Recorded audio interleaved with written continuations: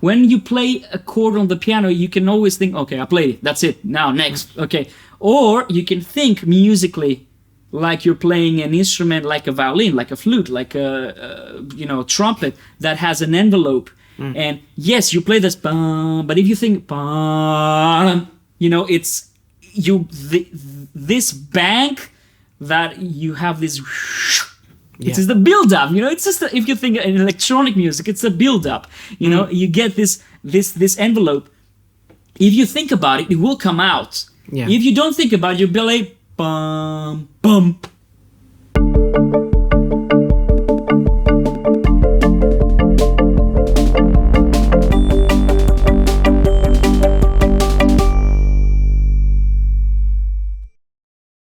In collaboration with Zoom, the makers of the Q2N 4K camera. Hi Dom, welcome to MIDI Talk. Hello Simone, nice to be here. Thanks for inviting me. Thank you for coming.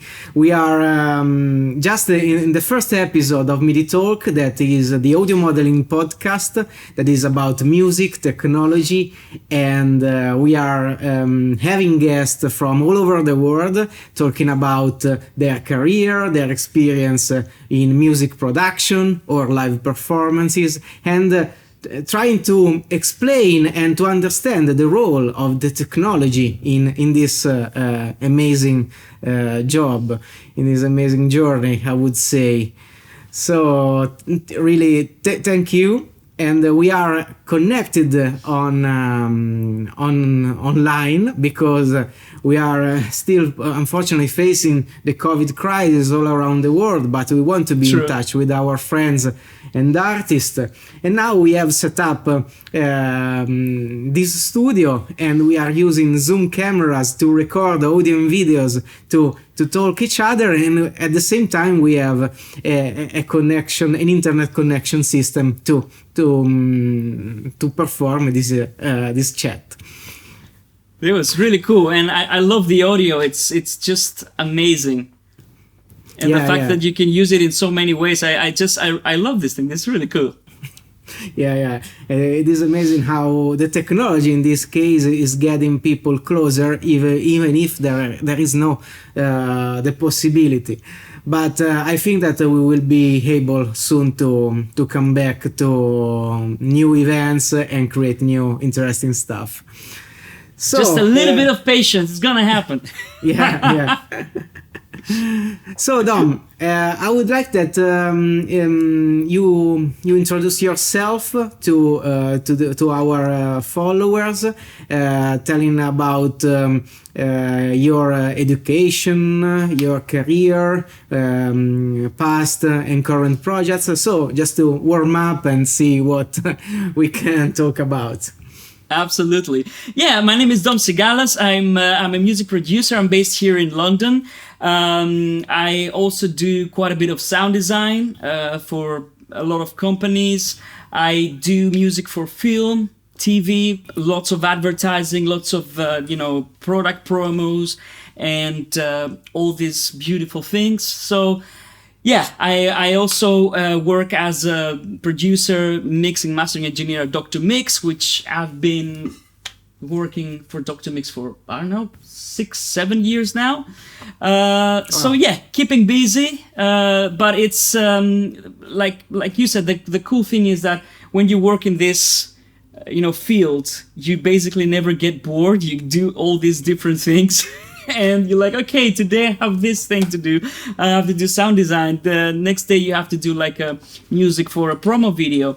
And my background is I'm a musicologist. So I've studied 5 years of music, basically starting from like music theory, harmony, history of music, psychology of music, music and education, anyway, too many fields to cover, but it was 5 years, so you can kind of imagine. But it's I think it was really good because it gives you like a very spherical notion of what music is and how many different fields music can adapt to, and it can be attributed to. And I'm a classical pianist. I've studied classical music since I was, 5-6 years old. And yeah, that's my background. Wow, it's impressive, but also what it really it is interesting is to understand.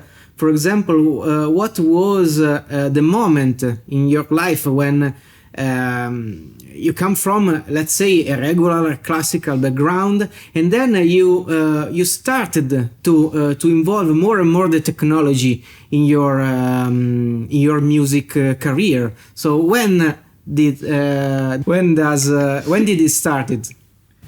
Oh, that's a very good question. Actually, it started quite early on. I remember when my dad used to have one of these Yamaha PSR. It was the PSR 60. It was well, back then I just thought it was a synthesizer, but it wasn't. It was like a PSR keyboard, with auto arranger. Yeah. But all the sounds were coming from the DX7. Were all FM sounds. Wow. And I clearly remember it. There were such beautiful sounds. I remember I loved this polysynth sound, which was like, if you've listened to any of the Leonard Cohen records, I'm Your Man, it's all over it. The sounds are all over it. Even the arranger. If you listen to the title track, boom, boom, boom. This is all PSR 60. Anyway, or something, a model that sounds like that.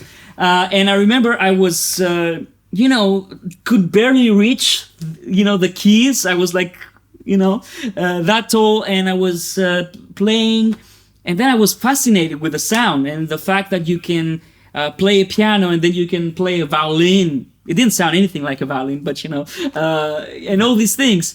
And I remember the first thing that I wanted to do immediately was I have this, but I want to kind of record it somehow. So even if I was like, I don't know, I haven't even been to, barely into school, I got my tape recorder that my dad used to have, and I was recording it, with a cable, and I was singing on top of it with a microphone. Yeah, it's very fun. I think I still have those tapes. It's really funny to, and interesting to listen back. But that was my first, venture into the into the music technology. And then of course my very big thing was when I bought my first version of Cubase. I got Cubases. Back then, Cubases was the cut down version of Cubase. I remember I paid, I think, 100 euros for it or something like that.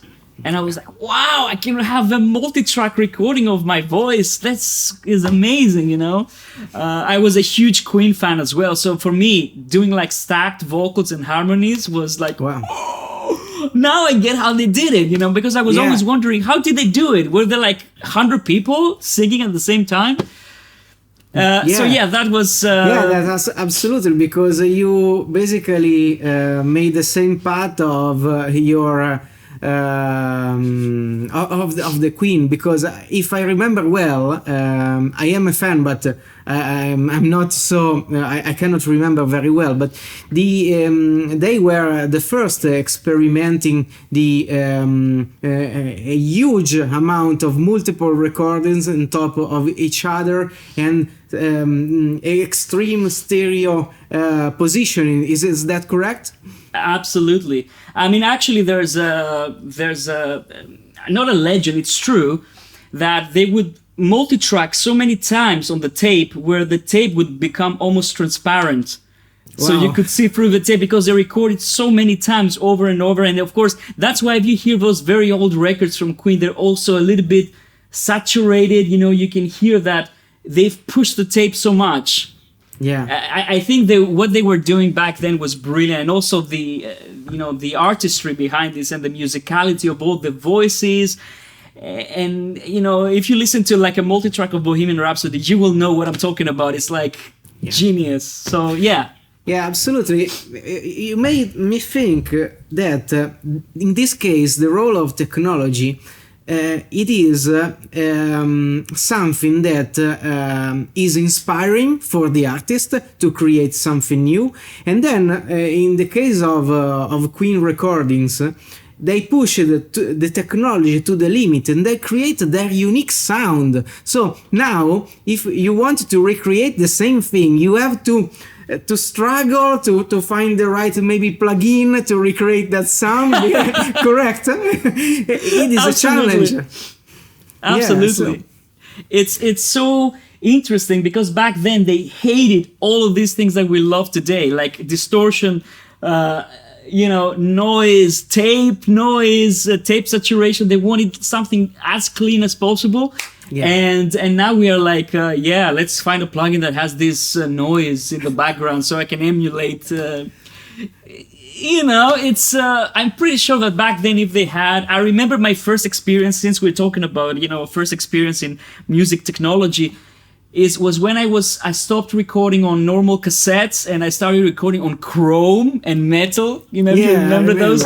That was like, oh, what is this sound? It's so clean and clear. And then CDs came and you're like, what? What was I doing all this time?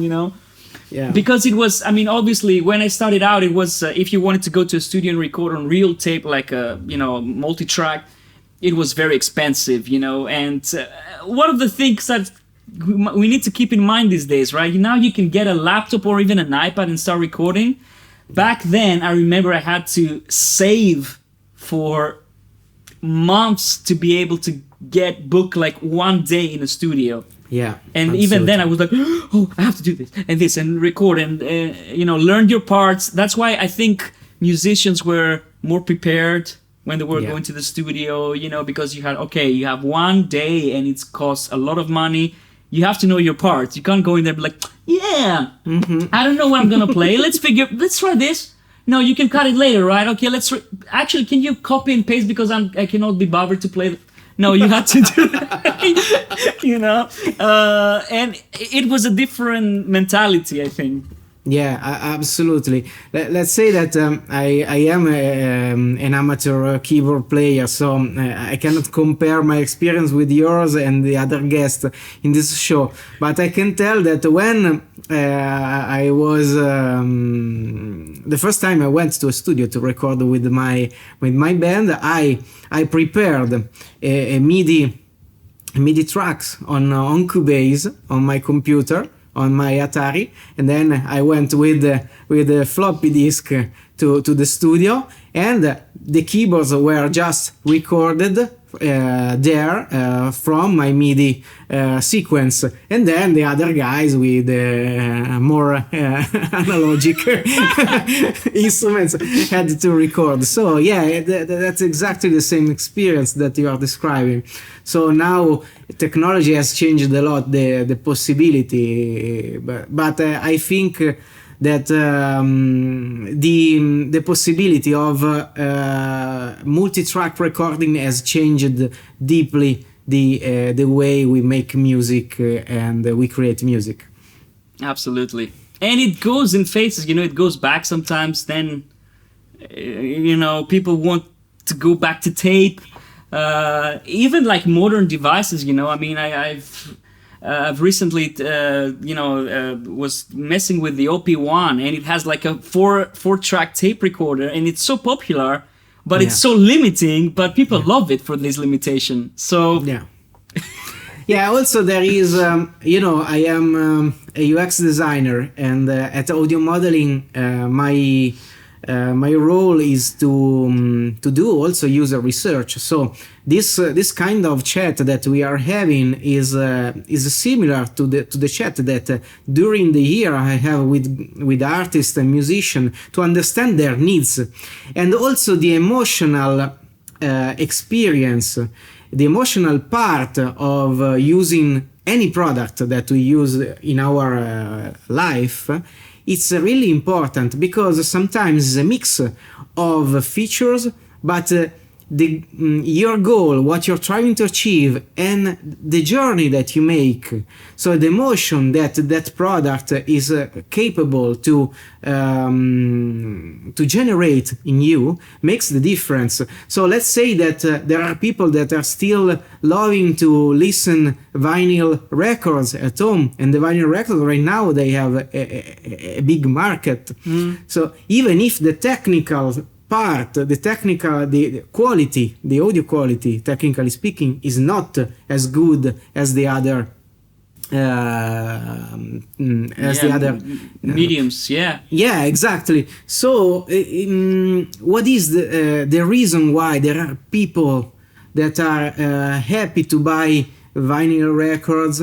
Because it's the experience of putting the record to listen the noise of the vinyl that maybe remembers you 30 years ago, so a period of life that was very nice for you. And also the experience of listening music, maybe drinking something or just relaxing in the sofa, is different from eating a huge amount of music that we are able to get from any source. So it's a different experience. One is the vinyl, and another is the maybe YouTube or streaming services that are providing us a huge amount of music. So the experience makes the difference. So I totally agree. Yeah, it's about our way to go in and to understand the emotion that music can generate in musician, but also in the audience. I absolutely agree, and I have to admit I miss even the CD era, where you would go and buy a CD and get the booklet, and you could see everyone, who produced the album, who wrote every song, what kind of, who sometimes you knew who played the solo on every, Yeah, exactly. I remember, I clearly remember, because I used to listen to a lot of rock and metal music, and I remember this, the Judas Priest Painkiller, a massively popular album. It was like in the 90s, one of the biggest releases in heavy metal music. And in the booklet you could see the first solo is played by this guy, the second solo is played by this guy, and all this magic is kind of lost now. I wish that streaming services would provide this, because I miss it. I think YouTube is, of course, I think the worst type of finding music, because sometimes it's low quality, sometimes it's not. But Spotify's and Apple Music is a little bit better, because you're going into the mood. I'm going to listen, not just have it play in the background. But I mean, I would like to have a little bit of info, a little bit of something like a visual thing. Yeah, what you described is a thing that I'm feeling as well, and I would suggest to the streaming services to replicate this experience, because as you told, I was looking in the booklets of each record and find the musician, and maybe trying to find another record that has the same musician playing and performing, even if there was a different music genre or was another production, because you can follow a path maybe of your favorite guitar player.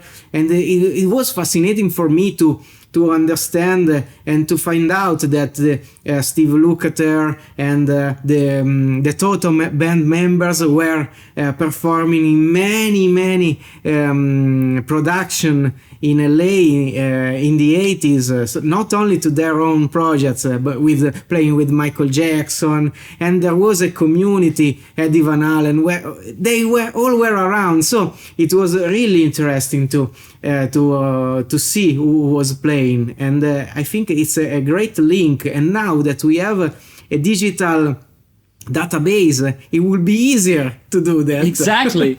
I have no idea why it's streaming services don't do that. I really think that it would make more sense, even for people that buy and pay subscription for these services, to get a nice thing back. That they can basically maybe scroll and see all the credits. Yeah. It would be really nice. But yeah. Please do that. I hope so. Let's see. Let's see. So let's go back to music production, and I am really curious to understand what is the typical day of music a composer or a producer. I know that it's difficult to tell that you are only a composer or producer and arranger, because sometimes, depending on the projects and the budget, those hats are changing on. But if you can tell me your typical day and the challenges that you are facing, I think that it will be interesting to let know to our audience. Yeah, sure. Quite a few challenges. But no, I mean, the good thing is that it varies. Every day is a little bit different. That's the great thing. Even because you have to work on a different piece of music, it makes every day different. And that's the beauty of it. But I would say, well, on a normal day, it would be, basically going into your studio, turning on your equipment, and then basically see what you have to do for the day. Like some days I have to produce a specific client. I have to replicate the things that they want me to replicate. Sometimes they send just a vocal and they say, okay, just create the song. So finding everything from the chords, from arranging the drums, the synths. Sometimes they ask for a very specific sound. For example, they say, okay, I want that sound from that record, that hit record. I want this in my song. And that's where you wear your sound designer hat and you're like, sure, we can do this. Let me do this for you. And then you go into a sound designer mode, so you might spend more time on creating a specific sound. Yeah. Or, so many different things. Then when it comes to composing music, that's where things are a little bit different. I tend to work completely differently when I have to do my own songs or my, music for a film or something like this. I do it in a completely different way than when I'm doing it for a client. Because for a client, my goal is to just do it to the best of my abilities and as fast as I can. Where with my stuff, because I don't have the sometimes I don't have this pressure. If I'm going to release a song, I'm going to basically take my time and say, okay, I'm not sure. Maybe I want a different sound. Maybe I want to experiment a little bit. Maybe I want to do this and that. And because I'm to blame if it goes wrong, I don't really mind. But yeah, it's a very different way. It's very important to have a very reliable and your gear very well. I think that's one of the most important things that you don't have to have a lot of gear, in my opinion, but the things that you have to know them. I see. And I think this is one of the things that it's a big difference compared to now and in the past. I remember in the past when I bought a synthesizer, which was my first big synth, was Yamaha Motif, which I still remember when I got it. I was saving for so long to get it, and it paid back its price, like I don't know, like 100 times. Maybe, I don't know. No, not really. I would be a millionaire if that was the case.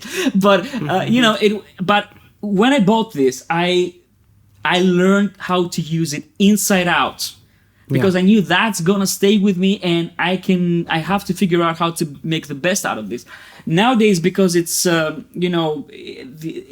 things are more accessible. You can get a very nice soft synth or a software instrument, and it sounds like nothing like things were sounding like years ago. Now this instruments sound amazing. And that goes, of course, for Swam instruments, which are, I could never imagine this would be possible. If you ask me, like, even 6 years ago, I would be like, no way. But nowadays, people just accumulate too many plugins and this, and I'm going to get this, I'm going to get that. And then they just, they just don't really learn their tools. And it goes like that for everything, like your DAW, your hardware stuff, your monitors, all these things. So yeah, it's you made an interesting point, because our CEO and sound designer Stefano Lucato, ciao Stefano, the guy that invented the Swan technology, had told me one story that is very close to what you're saying, that he learned a lot about sound design when he was working on a very constrained environment. He had only a Roland D50 to make a production. So in that case, you have to find any possibility from that tone generator to build what you have in mind. So only if you are forced to push the technology to the limit, you understand the limit of technology. And then for Stefano was a different journey. So that was the first time he started to think about new technology, new way to overcome sample-based instrument. But on the other hand, he understood a lot how to sound design. So it is exactly what you described. So we are, I think, we are living in an age that is great, because we have a direct access to information. So you can Google something and you get the information. You can go on YouTube or on streaming services and you get the music immediately. We have more than what we can learn, correct? Absolutely. We can access. So it's difficult to deeply understand sometimes the possibility of the instruments or listen carefully the music that we can access. So it's a double-edged sword, I can say, for the time we are living. And I can tell that also there are the younger generation that are younger than us, unfortunately. I know. It hurts so bad. They have different approach. I can tell from my user experience studies that less and less people are going to read manuals or trying to get deeper in products. We have to design products that are immediately accessible, that people are giving only 1 minute or less, 30 seconds to an app that they download on their phone. So it's really important that we try to make it easy to understand and engaging. So it's a challenge in terms of designing any software. That's a very, very good point. And actually, I've experienced this myself many times. To be honest with you, I'll tell you 2 stories very quickly if we have time. I don't know how much time we have, but we have the entire day if you want. I'll tell you the reason why I went also a little bit into education and into making tutorials. I'm also making a lot of tutorial videos on YouTube. And also quite a few with Dr. Mix as well. You've done so many videos I can't even remember. But I remember very clearly. I'll tell you this story. Remember when the auto-tune effect came out? This hard auto-tune with Cher. The track was Believe, okay? Yeah. Believe. Right, that one. That was never you had never heard this before. That was like a what? I mean, even if you like the track or not, that's a different story. I'm not a big fan of the track personally, but the sound of the vocals was like, what is that? Yeah. So I clearly remember I was starting out with music production and all these things. Of course, I've been playing as a musician in bands for a long time, but music production that deeply, I was starting out. And I remember I was going to studios and, I was asking the engineers, hey, how did they get this sound? I cannot tell you how much misinformation I got from all these professionals. Yeah. The obvious reasons was they didn't want to give away the secrets. And the other reason was they didn't know. But I heard all sorts of things. That it's a vocoder and they automate the format. That it's blah, blah, blah, blah, blah. Or that it's so difficult that you will never be able to get it. Don't even bother. This is just for pros. Don't bother.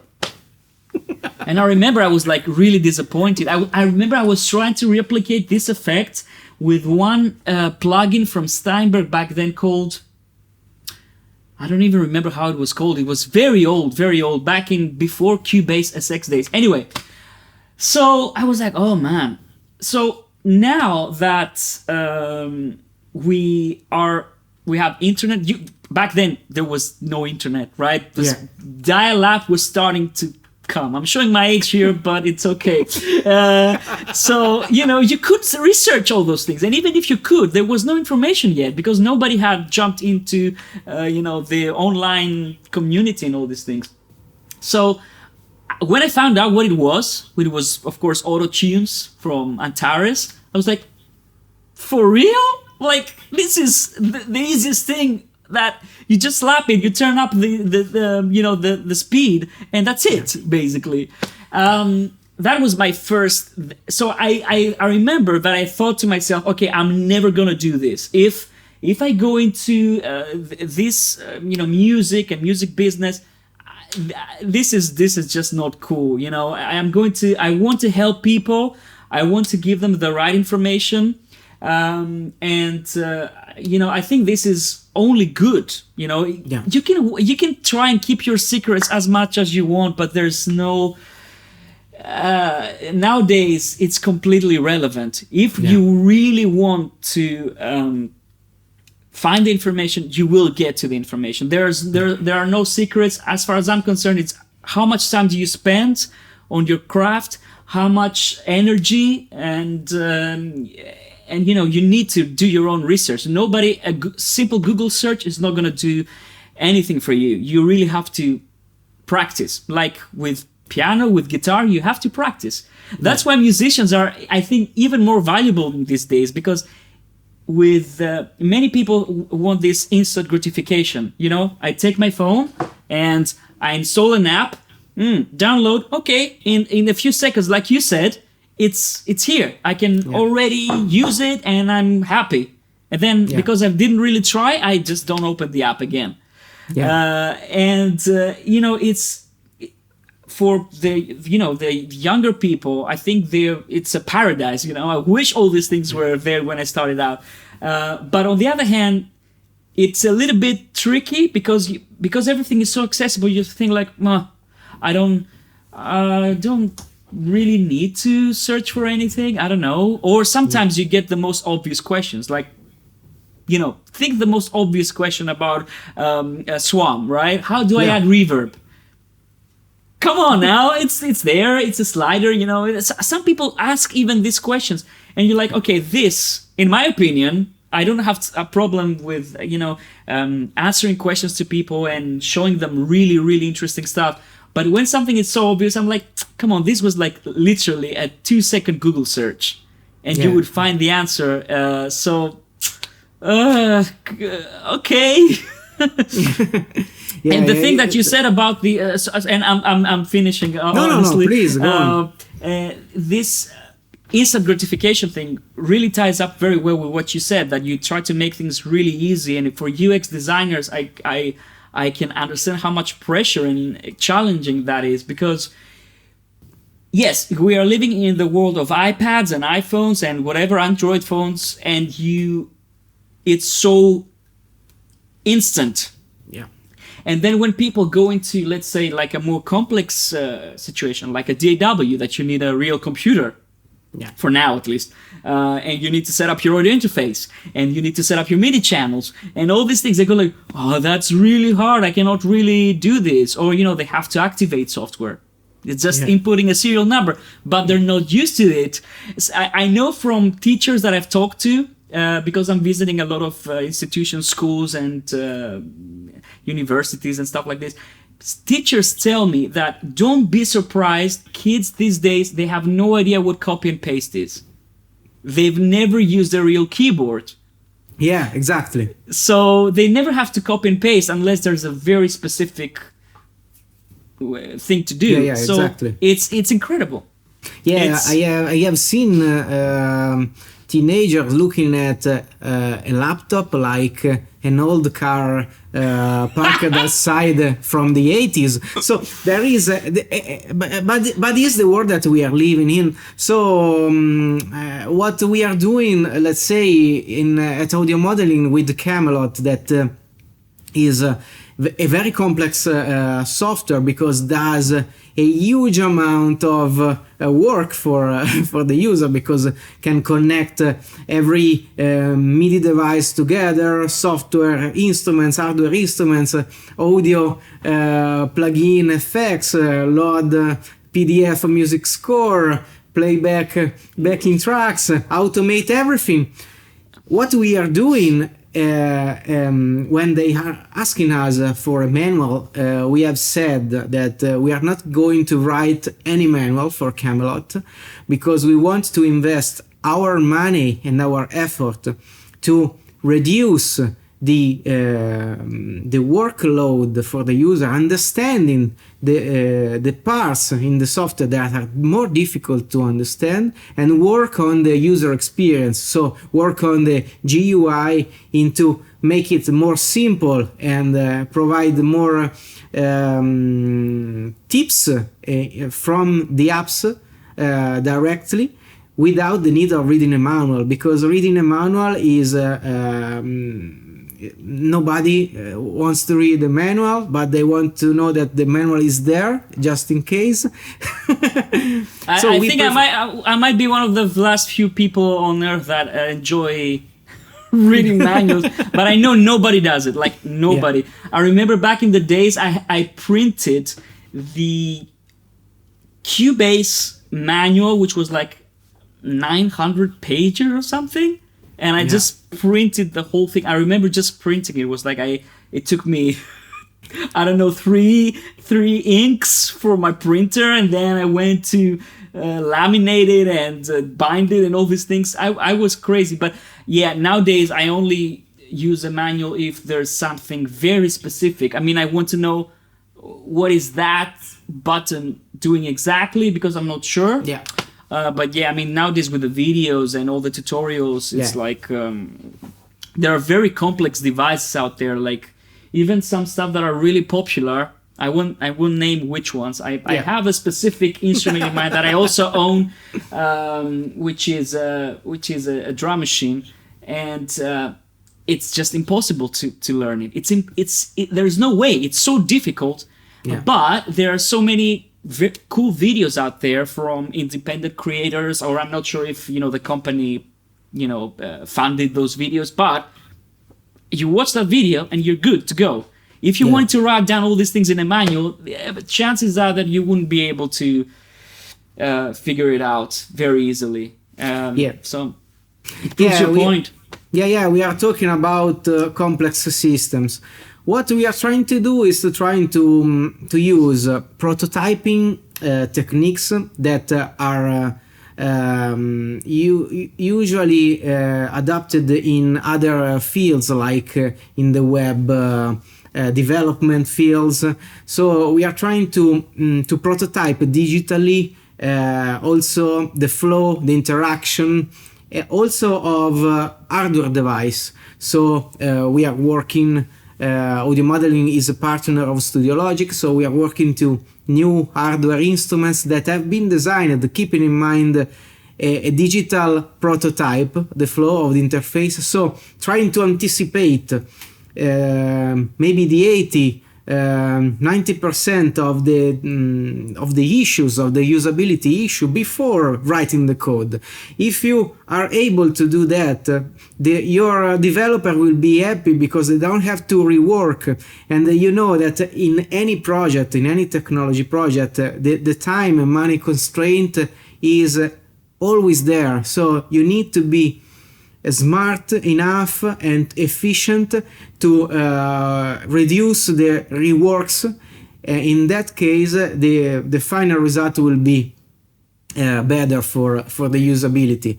So it's really a challenge, because also we are not working in a consumer market. We are not making smartphones. We are making musical instruments. The company are small, then the sales number are small than the consumer market. So it's a different dynamic, and for the final end user it's difficult to understand that this is different, because I'm buying an iPhone that has fireworks in the interface, transitions,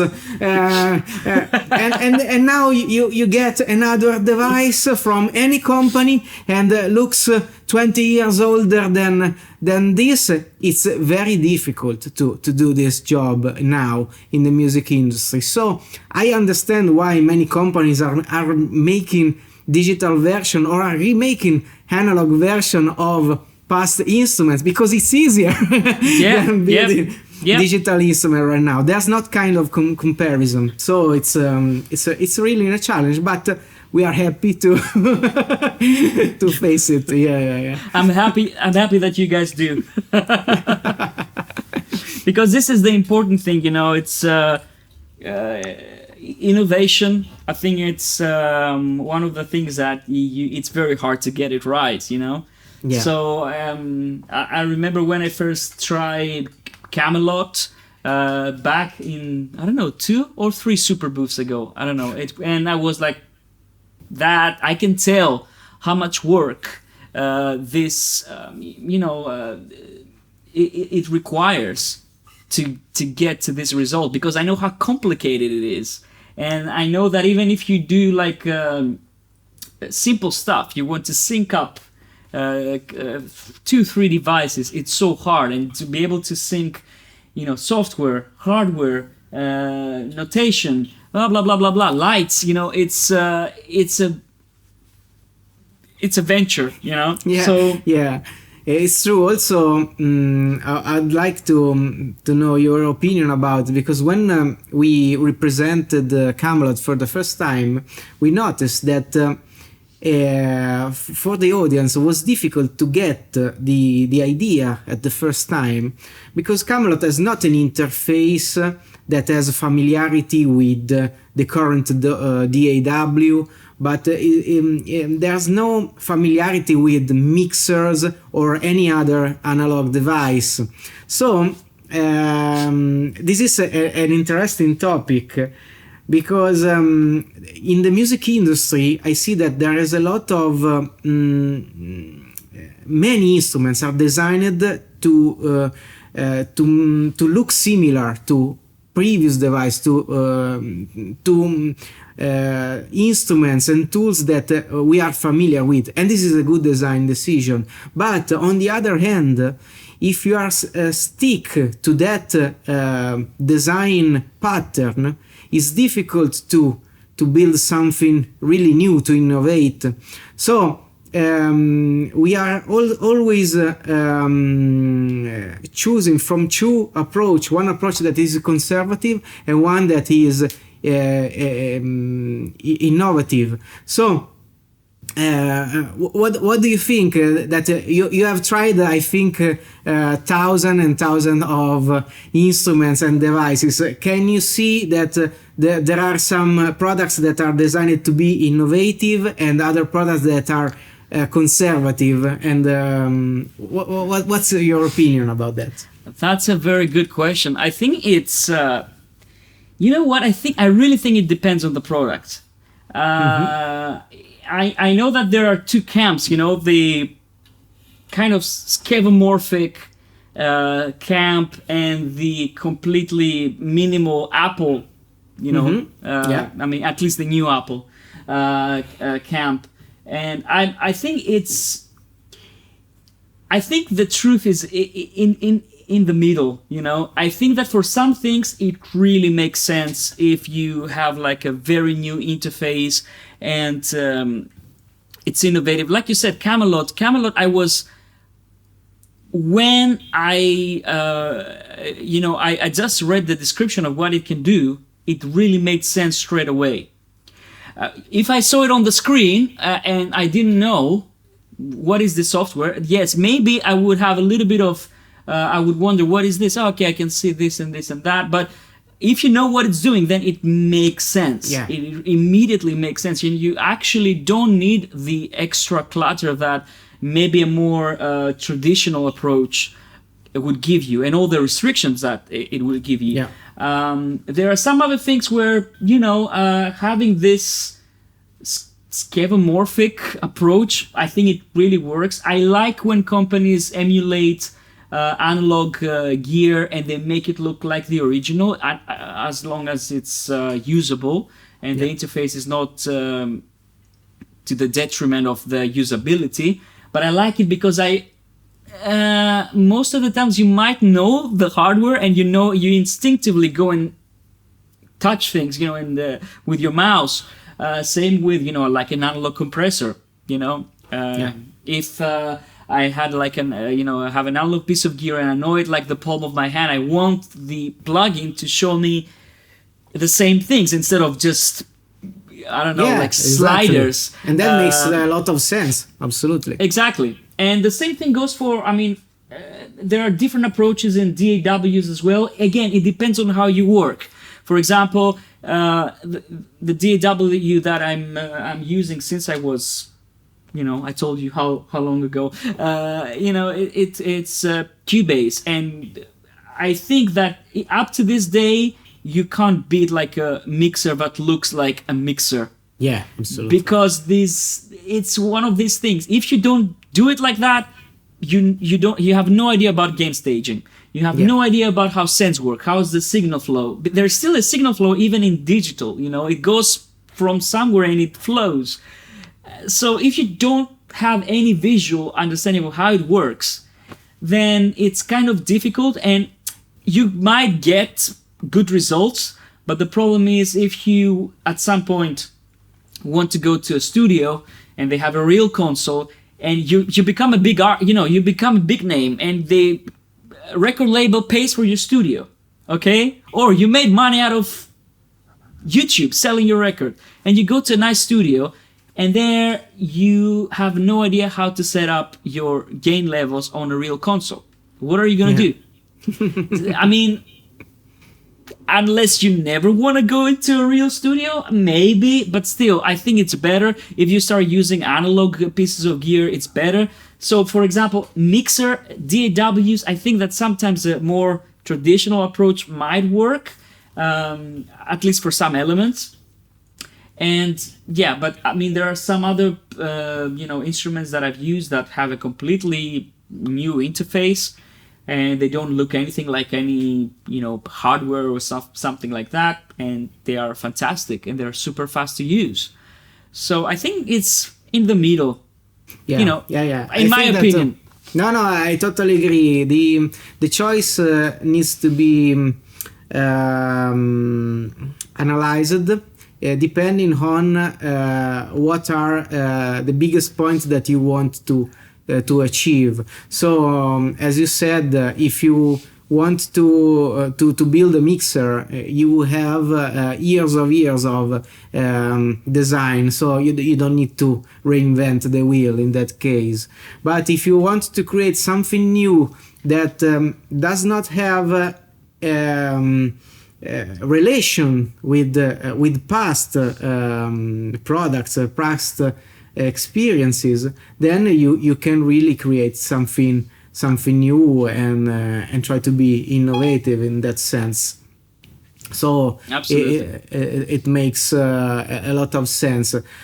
I can tell, for example, when Ableton introduced the looping feature, it was the first time that we changed the approach from a linear timeline evolution from a looping sequence. So they have created, I think, a great design analogy also from the logo, from the horizontal line and vertical lines to show the differences between one approach to the other. Yeah, and that's exactly what I also, I think it's what you're trying to achieve, and it's the philosophy behind those things. If you're working in a linear way, then, for example, sometimes when I record, I do like film music, I don't even add a click, you know what I mean? So it depends on what you're trying to do. The tool must be kind of helping you to do this. So if I want to do if I want to go and play live and loop stuff, I mean, this is amazing. It's a godsend. But if I want to, for example, record like a film sequence, or I want to record a TV advertisement, and I need to follow the visuals, then I'm not setting up any click. Anything that would be on the grid would be limiting to me. I want to go and record everything linear, and then I can, just put it on the tempo map afterwards. That's easy to do.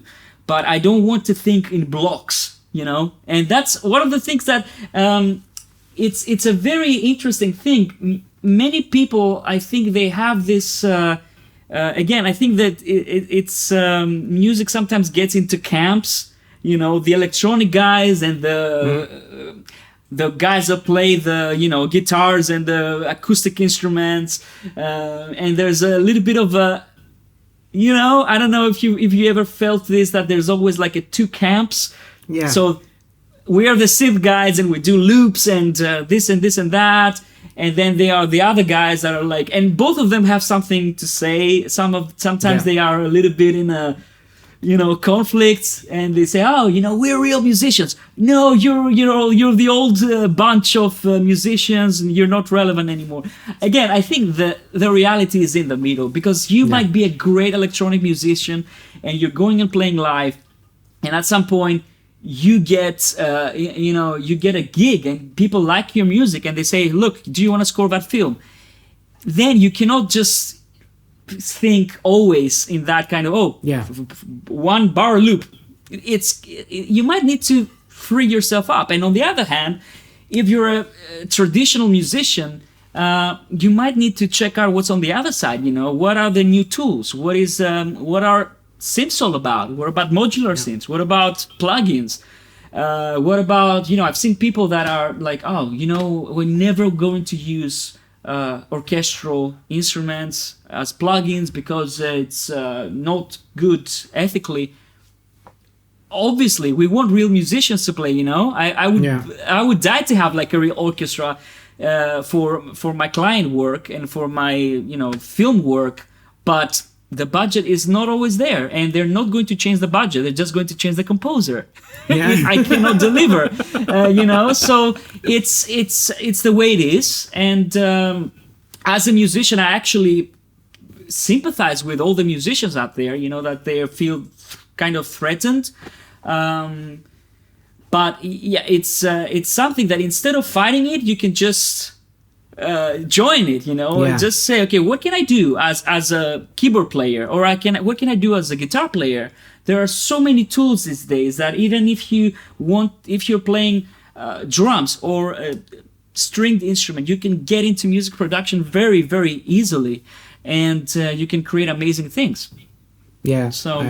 Yeah, I totally agree. Also, because I can see in your career, but also in the other friends that I know that you have done many different things, and each project brings something with you, and you are able in the next project to have new knowledge. So it's great to cross the different music genres or music techniques, music styles, so technology. So what really makes our next project more interesting is the capability of using your experience and combining that in a different form to build something new, I think.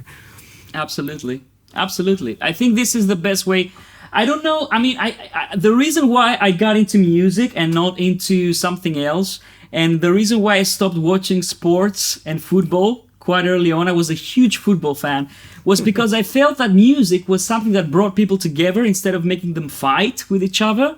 Yeah. And I was very into it. I was like, oh yeah, our team is gonna, and then I was like, music is not like that. Music is, if I meet a guy that's or an artist that he or she is in a completely different music style, I'm gonna be okay, sure, that's very interesting. How do you guys do it? Show me. Yeah. I remember I was talking to some really cool artists back in Super Booth. I think you were there on that Super Booth, and I remember it was three of us. My good friend Blake, it was Zantone Black, and myself, and we were talking about the different approaches in music, harmony and theory, and how do we hear chords in our head. So somebody would play something, would be, okay, for me this is like this kind of chord. I'm like, oh yeah, for me this is a Neapolitan second chord. And was like, what is that? Oh wow, yeah, Mozart used to use it. And then we would talk about jazz, and it's all great. But yeah, sometimes it gets a little bit camps, okay, it's the traditional guys, and then it's the new, we embrace technology and we don't even need to know how to play notes. I think it's, if a modular guy, they learn a little bit of music theory and harmony, even if they don't need to study for years, but if they know the basics, they would be much better musicians, and they would produce even better results. It goes without saying. I'm absolutely positive about this. On the other hand, somebody who's like very traditional and they refuse to see that synths are really cool. You can create so many different sounds, DAW, sequencers, all these things, plugins. They're not the devil. They are here to help you create. It's like a new instrument. Just embrace it instead of fighting it. I think they have, and traditional music has a lot to gain from technology. Yeah, absolutely. So I think it's, sometimes I think it's just a matter of trying to be a bit out of your comfort zone, because in any fields, let's say in music, I'm not a great player. I am familiar with pop music, rock music, and if I go outside that music, to me is like I cannot play a chord, or maybe I cannot recognize. So, I cannot play by ear. Then I'm usually doing that. So sometimes it's just a matter of getting out of your comfort zone and push it to learn something more, and it will be then a great achievement. But this is a thing Absolutely. that is valid for everything in life, I would say. No, absolutely. And of course there are, all the, it's, I do understand that many people have to face a lot of musical snobs out there, and this is a reality. I know it. I've seen it in many aspects of my life while hanging out with musicians or hanging out with people that are not players. They don't know how to play, but they can create amazing stuff. and they might be more creative than people that know how to play very well. And sometimes there's a little bit of, one person is afraid of the other person because they're gonna be like, oh, they will know that I don't know how to anything about music, and the other guy's like, oh man, this guy is making us up really cool music, and I know how to play, and I cannot do that, So I think it's about being the best you can, and just embrace all the things that are around. It's so nice, there are so many good things today that you can never get bored, Yeah, absolutely. You have a guitar, just buy a pedal. You have you're a keyboard player, get a synth. You want to create an orchestral track, just grab like a nice plugin, and then you're off. You can do it, or get a whatever. There's so many. I mean, the thing that drew me into music so much was the sonics of it. I remember when I was going to my music shop every week after my piano lesson, and I was playing all the keyboards, and I was like, oh, that's a guitar, I can play it. What is, like, this was unthinkable for me, it's like, what are you I can play an entire track on my own. Who, this is incredible. Incredible. Totally. I think that what people like you and other influencers can really inspire other musicians that they have maybe less time to dedicate in that research.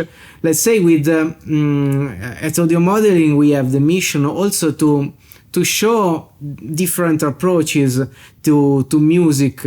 With Camelot, for example, we are aiming to bring that powerful tool not only to super nerd and technician that they know from the beginning how Camelot will work, because they know the potential, but we are aiming to reach a wider audience of people that they don't know that thing is feasible, that is possible, that people that are starting using Camelot on the iPad and they were playing with one or two keyboards on stage without anything that could connect those instruments together. They say, you are opening me a new world.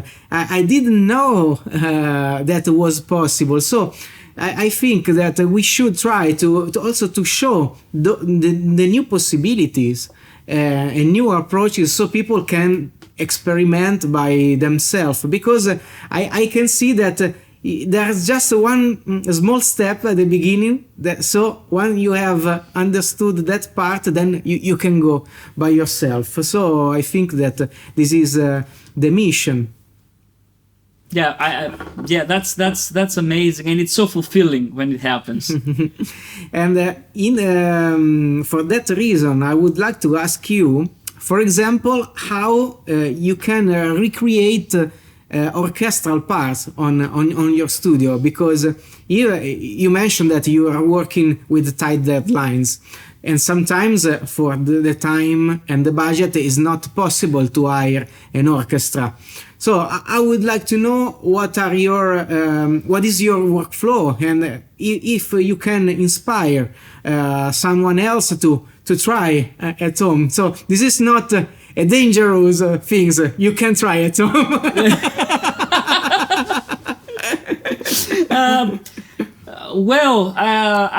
I will go back to what we were talking about in the beginning. It's about knowing your tools.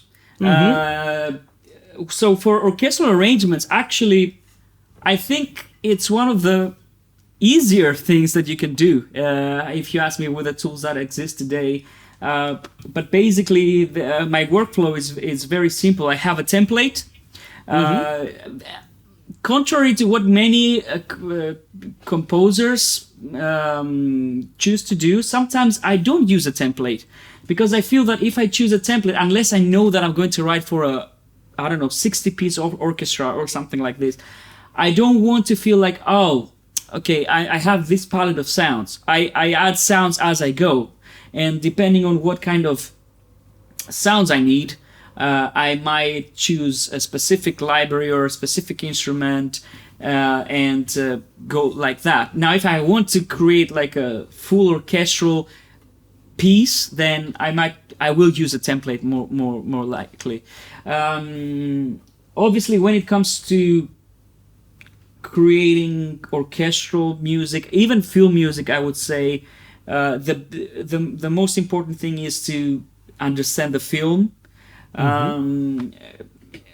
This is one of the reasons why I can never work outside Cubase, because I mean I'm completely tied to this system. It's so easy to think your cues and then put them down, because you have all the markers and you can sync keyframes and different things, and maybe if you have an explosion you can just do this very, very easily.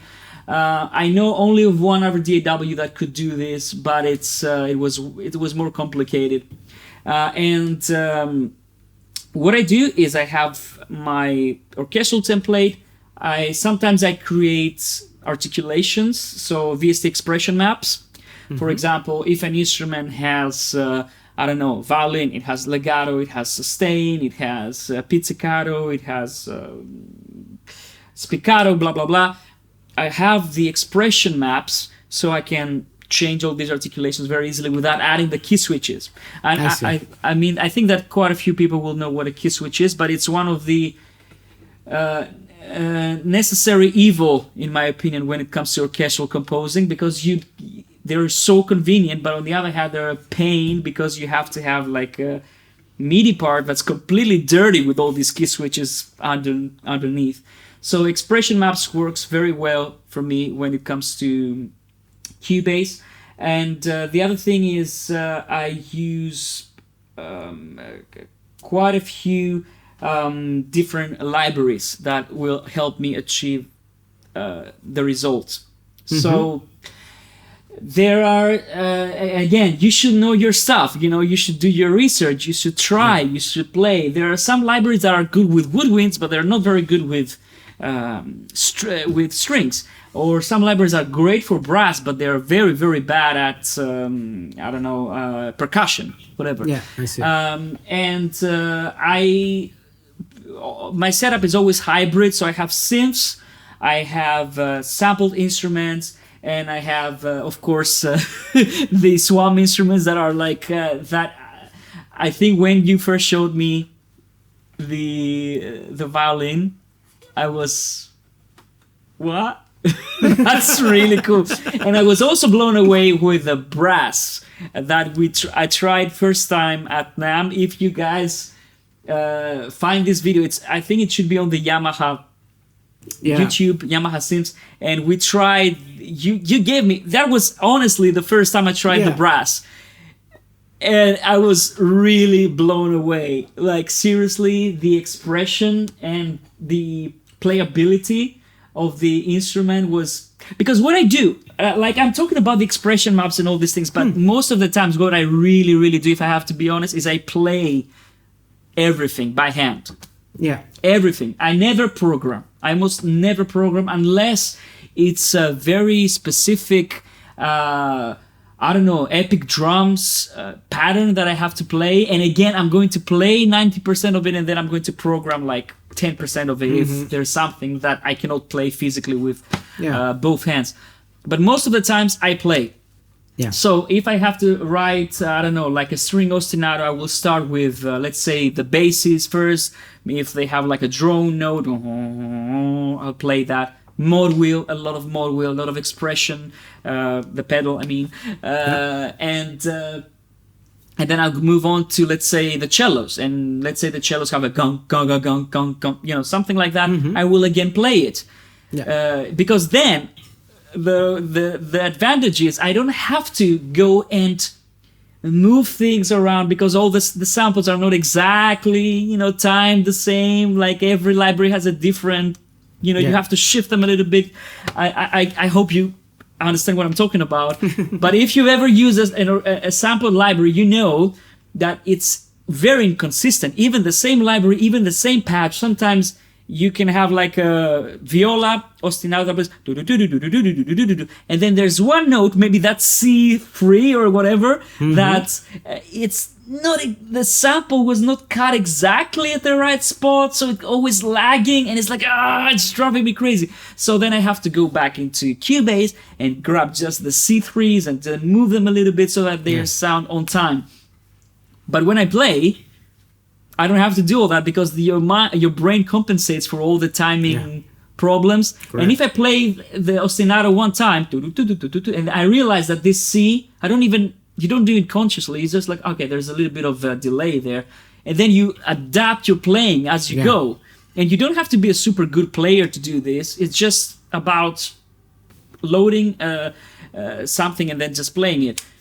Obviously, with Swam, you never run into these problems because you're not working with samples, so it's always super consistent.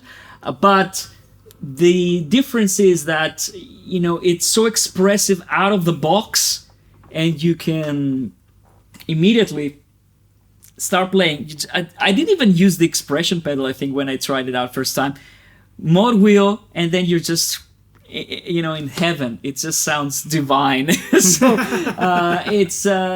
it was, and I'm not saying this because it's you. I honestly believe that, and I'm a huge library geek. I have like maybe 8 terabytes of libraries on my hard drive. It's just I'm always going to get more sounds. It's almost like addiction. You might do everything with one sample library. Yeah. And you might be good, but then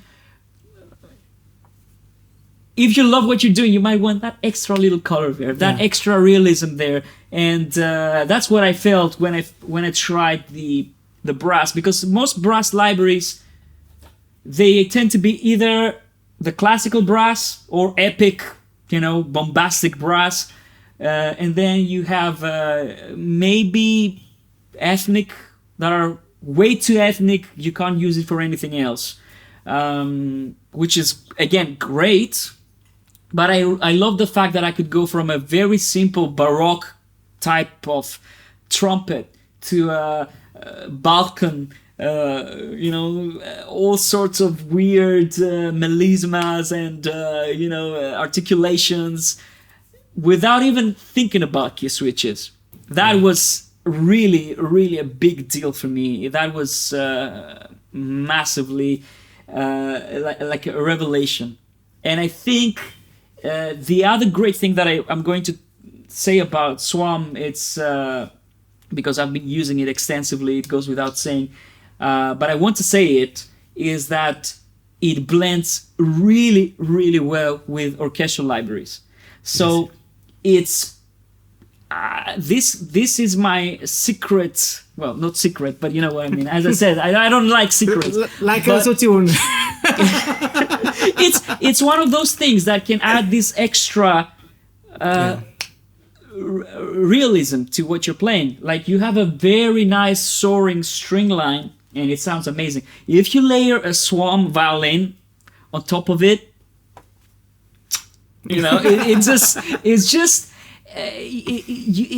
that missing ingredient sometimes that's so important. And then of course, if you want solo, I know of very few libraries that can do solo instruments very well.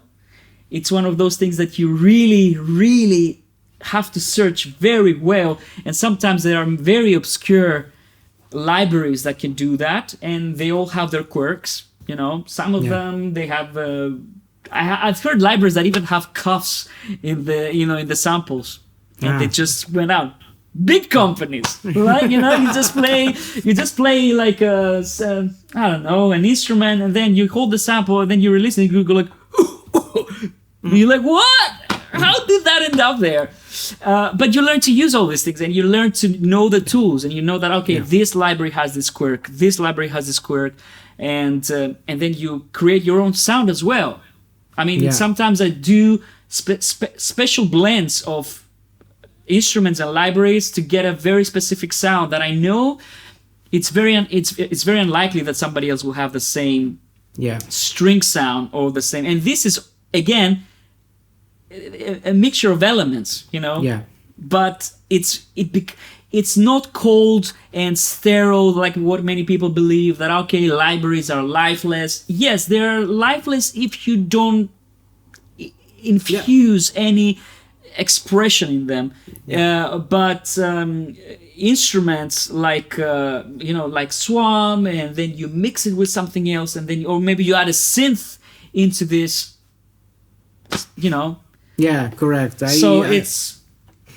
I totally agree. Also, you made a very interesting point when you said that combining Swam with libraries, there is no choice. You don't have to choose between Swam and the library. You have to combine in the best way the tools that you know, and to make your own sound. I met other composers that are also blending and layering real musicians with sample library and Swam as well, to add another next level of realism on top of those. So this is really interesting to build that stuff, and you will create something that would not be possible without this technology. Before, you only had the chance of maybe few takes with an orchestra, so a lot of money and a few chances to get that result. Correct. Exactly. No, it's I think the tools are there. It's how you use them. You know, I think it's completely unless you guys come with a section you know, like a full orchestra instrument, I don't know, please do it, but you know, it's it just makes sense. Just use whatever you have and then experiment.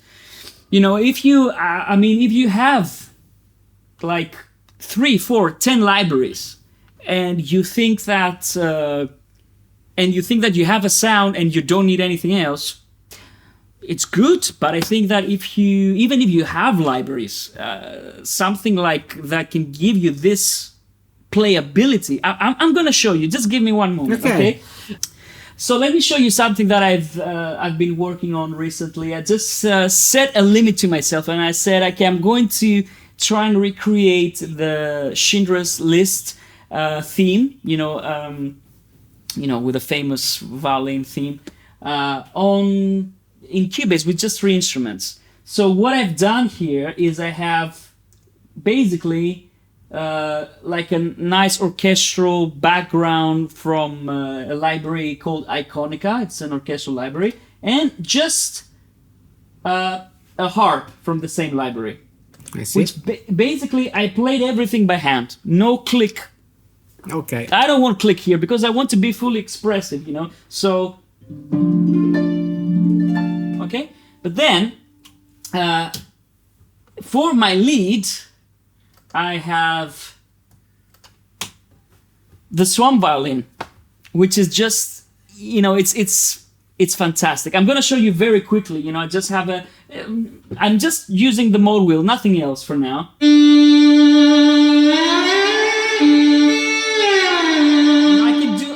The glides exactly like I want with the velocity. You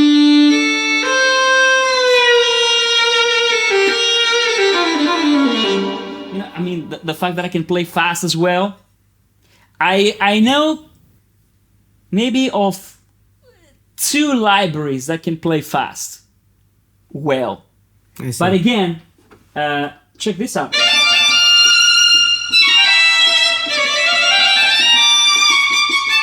And also, you know.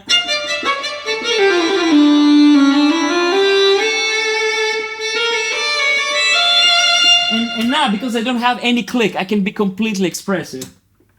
So.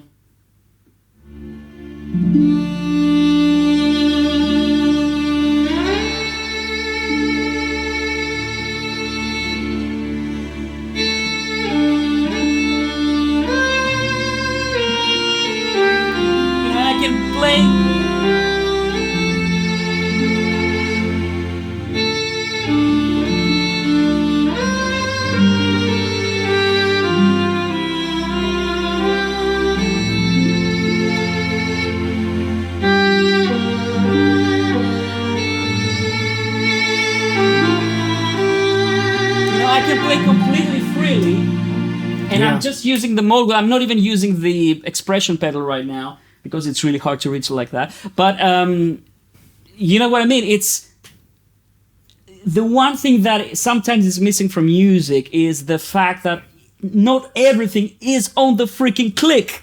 You know, it's one of those things that when you learn to play an instrument, yes, your teacher will tell you, yes, put the click on so that you can practice and you can, because you're not experienced. But then what they tell you is just get rid of the click. The click is, you shouldn't be tied to the click. And then you cannot do all these things if you play everything on the click, you know? If you... Yeah. This delay playing that note, that's what creates the feeling. That's what makes you cry when you watch a film. If I play like this,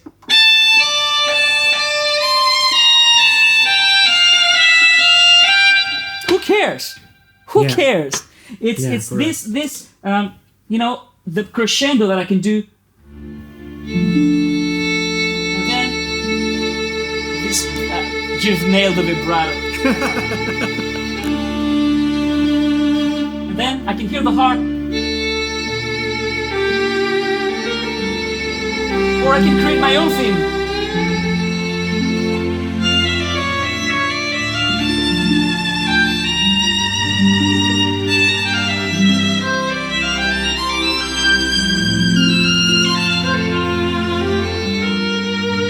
I can improvise.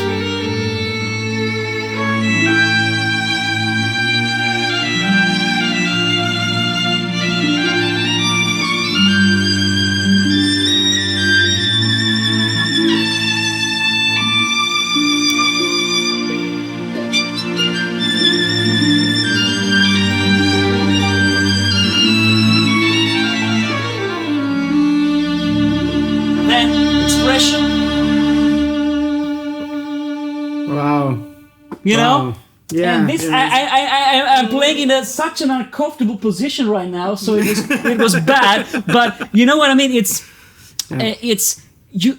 I don't think it's like, and you also. I think the beauty with these instruments, and I think even when back in the days when there was no SWAM and we only had orchestral libraries.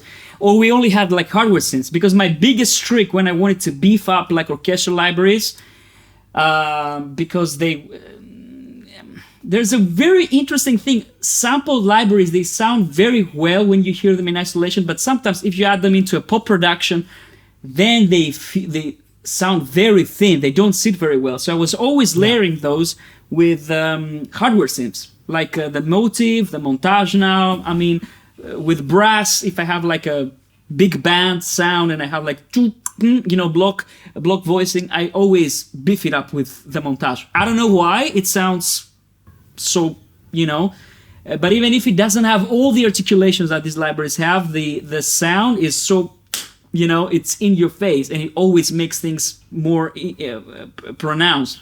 Yeah. But the great thing with instruments like this is that even if you're a keyboard player, you start to think like a violin player.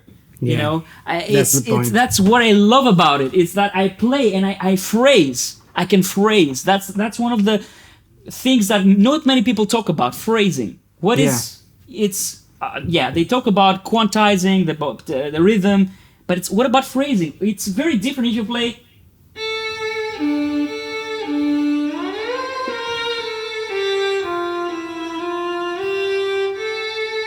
And then I can play the same thing.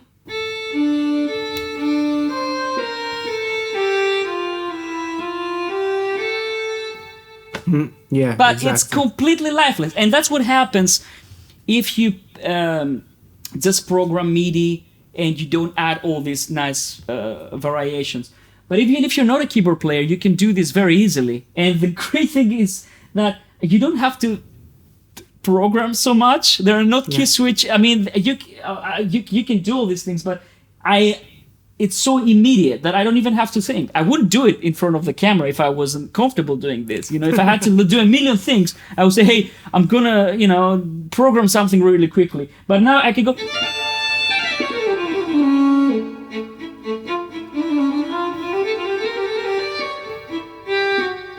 mean, I can play for ages, so it's. But you know, when you play a flute, you know, if you load one of the woodwinds, again, it makes you feel like, you know, the biggest mistake that most people do when they start, orchestrating for acoustic instruments is they don't know how the instrument is played. I was doing the same mistake when I was, still, I don't know, starting out. I remember I was playing the flute, you know, just what samples back then, it was eddy roll, orchestral, something like it was the best library. It wasn't a library, it was like a from eddy roll. I don't know. You know what I'm talking about? Do you remember that? Anyway, and the one thing that I was getting wrong was that my flute player was never breathing. Yeah. Just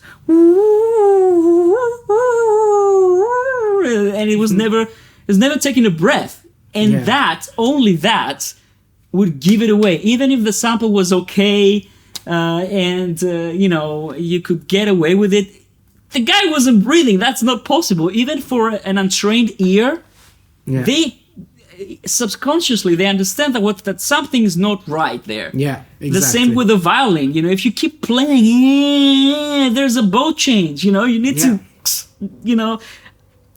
phrase again. If you don't phrase, a real violin player cannot play. No, they have to go. You know, there's always like a little bit of fluctuation there. Yeah, and exactly.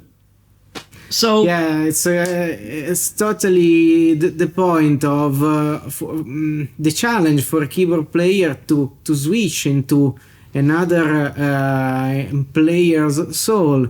You described exactly the same experience that I had the first time I tried to play by myself a guitar on a keyboard, and why this sound is so ugly. I just heard a demonstrator that it was playing that it was like a guitar, and why I'm not getting the same results. And that was the thing. I was not playing thinking about the 6 strings.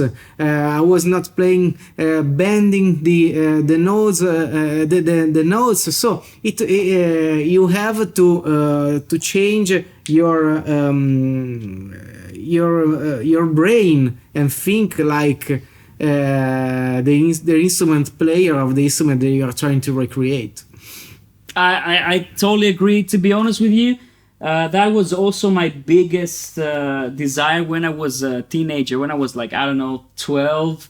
You know, it was a time where rock music was super popular, and all my friends got electric guitars, and I was the uncool guy with a synthesizer, you know?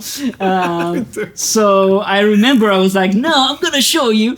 And I remember that was my first kind of expensive instrument, which was a Yamaha PSR keyboard. But the reason why I wanted it was because it was the first one, which was kind of affordable back then, that had a pitch bend.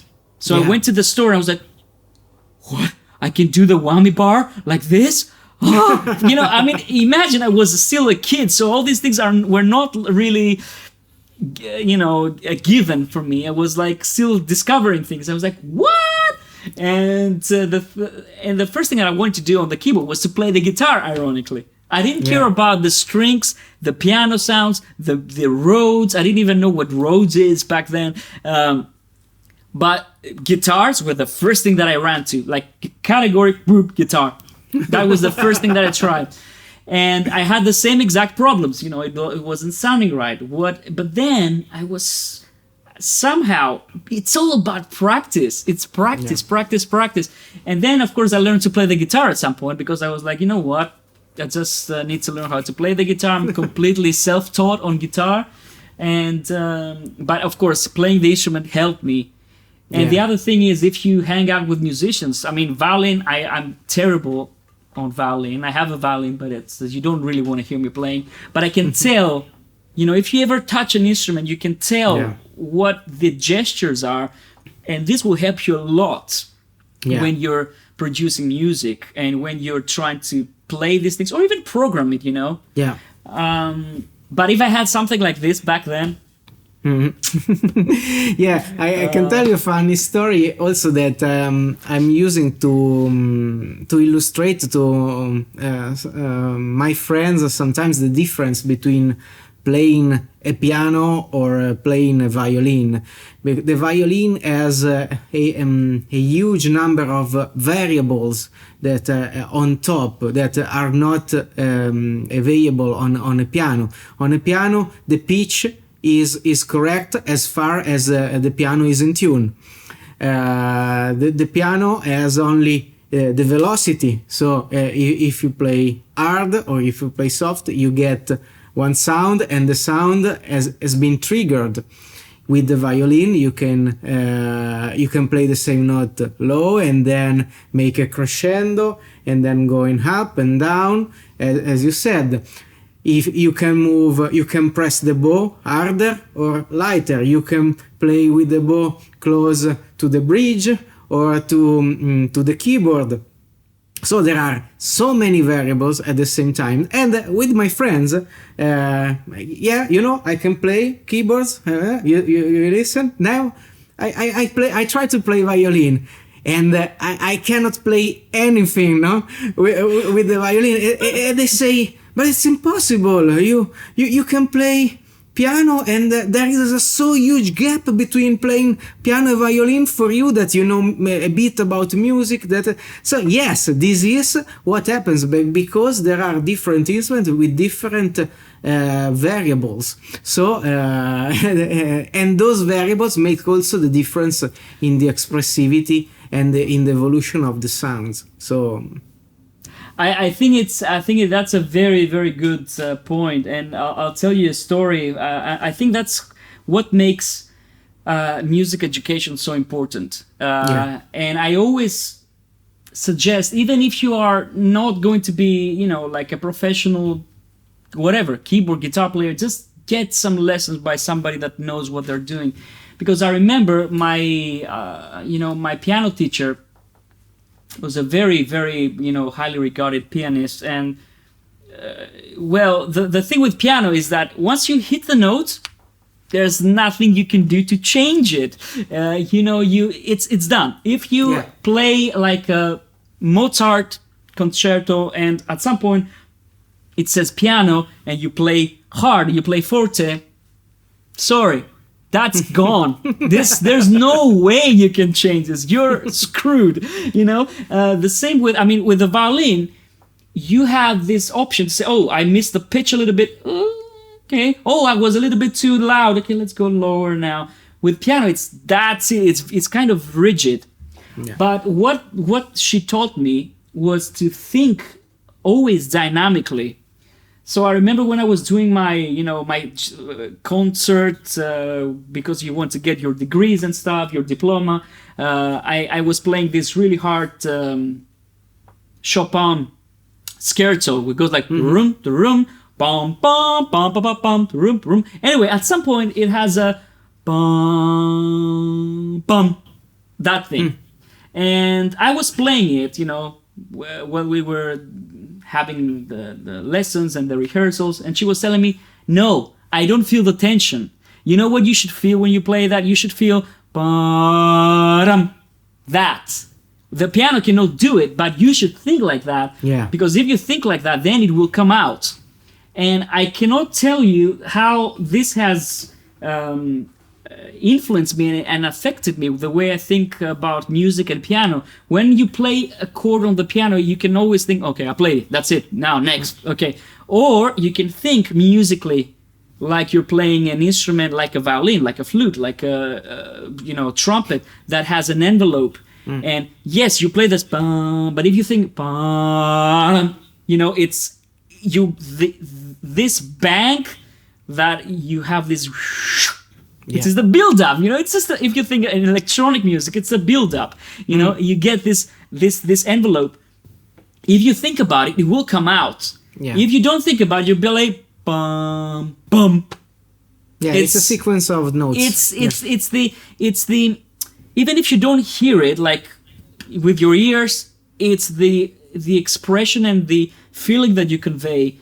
And I think these are all these things that are really details, but that's the thing that YouTube cannot teach you. Yeah. And that's why you need like a real human being to teach you Yeah. an instrument, and quite a few other things, theory. Yes, YouTube is great, it's amazing, it can get you places, but a real human being can really give you, they will see you and they say, okay, for you, I can tell that that's something that you need to work on, or that's how you can interpret this. Yeah. So I think it's all these things are massively important. And since we're talking about music, about technology, I'd like to bring in the human element as well. It's very important. Absolutely. We think at audio modeling, we think that the educational is really important. Probably not many people know that audio modeling is giving 50% off for all students and teachers. So there's the first step for us to make our products more accessible for people that are going to learn. And we are going to add more and more initiatives about music school. Also, I would encourage any music school principal, teachers to get in touch with us and arrange any initiatives, because we want really that people can. It's easier, of course, using as one violin than a real violin, maybe to get into these topics that you have just exposed, to learn more about expressivity, to start thinking in that mood. So it's for us, it's really important that we are encouraging the educational I think that's great. activities. That's great. That's great, because I know this is a problem with education sometimes. I visited many schools, many schools. I've done workshops from students ranging from, like, I don't know, 6 years old to college and university. Sometimes there's a little bit of a problem when the way that teachers approach technology, because they don't know it. And they feel it's out of their comfort zone, and they feel threatened. I'm like, oh, no, don't. I still remember when I was studying musicology, the traditional professors would kind of frown upon if you chose to go for, I don't know, music technology. They would be like, oh, yeah, you're going there with the buttons and the knobs and tweak things. And that's not real, academic material. And I kind of hated that notion. What is academic and what is not academic? So what is academic? Is it like a bubble that you have to only be theoretical and nothing that's connected to this world? Not that all my professors were like that. There were a few. But I'm trying to say that it's the same thing with schools. They say, oh, no, write it down with pen and paper, which I totally support, by the way. But yes, it's okay if you also check what's on offer there. And whenever I go to schools, what I say to students is that, look, you can choose to never touch a computer, never touch a software instrument, never know how to use a DAW. But if you want to get into music and music business in any kind of form or way, then you will be so much better off if you know all these things. And if you know it right now, if you learn it right now, that you're young and you have time to learn it. Because if you are working a full-time job, it's really hard to learn all these things. You wait for the weekend, and then in the weekend you're exhausted. And this is not easy. It's not like a thing that you can learn in 2 hours. You have to spend time. So, and when you are younger, you learn faster. It's true. Of course. But this initiative that you're taking, I think this is really important. And I think it's only a good thing to learn. Kids and young people know what's possible, because this will get them excited. The reason why I started buying into synthesizers was because I saw somebody that was really inspiring. And I was like, okay, I want to be able to do that. And sometimes, I remember the first time when I was trying out presets on an instrument, and I was telling myself, there's no, and it was the time when forums were getting, starting to become popular, and people were saying, oh, you have to create your own presets, and creating and using somebody else's preset is cheating. And I remember telling myself back then, there's no way I'm going to be able to create a preset ever. It's so hard. I have no idea where to start. I have no idea what an oscillator is. And I was thinking, I'm never going to be able to do it. I was absolutely sure. I was like, presets is fine for me. And presets are great. Yeah. And, and here I am, loving sound design and creating presets for many companies. Yeah, your presets are on the Montage, the MIDI X, just to mention a few of them. So I try to avoid mentioning that, but anyway, I mean, it's for me sometimes that was. I can recognize them. I was really happy when this happened, because can you imagine if you take your first musical steps as a kid on an instrument, like for me it was a Yamaha instrument, completely by accident, but I love the sound, I love all the sonic qualities that Yamaha instruments have, and then you have a sound inside the flagship product. For me, I'm so grateful that they've even asked me to do that. And it's a really fun thing to do.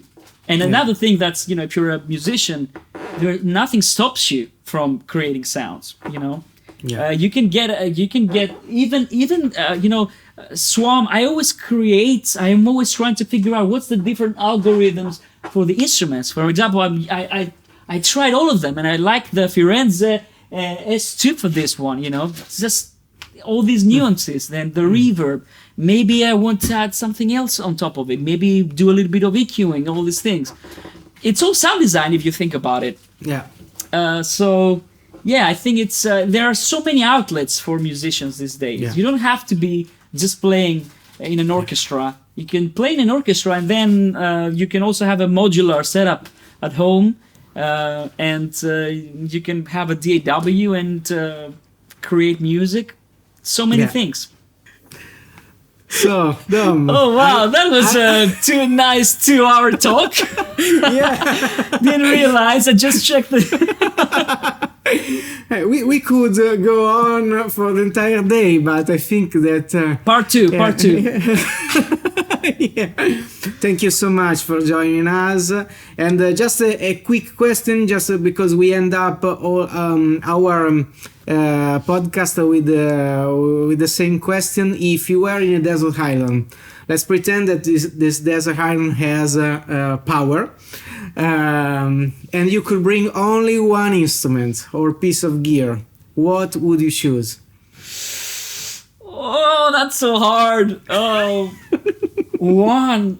Oh man. One.